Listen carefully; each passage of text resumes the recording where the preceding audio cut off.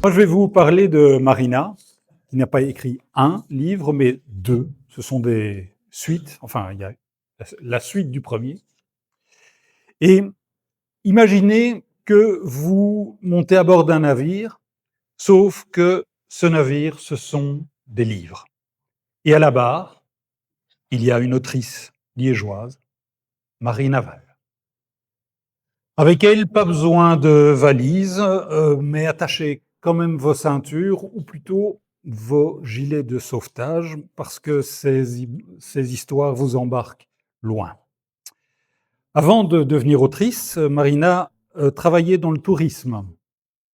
Autant dire elle n'écrit pas depuis son canapé, mais avec du vécu, des escales plein la tête et probablement quelques tempêtes en réserve.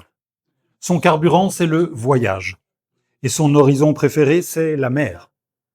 Premier embarquement, premier roman, en mer, tout est possible.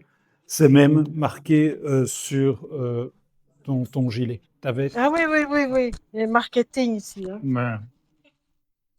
Et rien que le titre est une promesse ou une menace selon votre sens de l'aventure. On y suit Maddy, qui travaille sur les navires de croisière.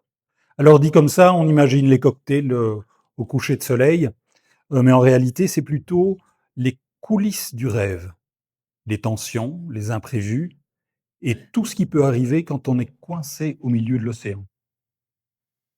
Bref, une croisière où il vaut mieux garder un œil ouvert. Deuxième escale, donc moi je n'en dis pas beaucoup, hein, je laisse le suspense. Deuxième escale, deuxième roman, à perte de flot. Là, on quitte le pont bien balisé pour s'aventurer un peu plus loin, dans des eaux un peu plus profondes. L'océan devient presque un personnage à part entière, immense, fascinant et pas toujours rassurant. On navigue entre émotions humaines et mystères, comme si la mer avait décidé de raconter ses propres histoires et de garder quelques secrets. Ce qui caractérise Marina Val, c'est sa façon de transformer chaque récit en voyage.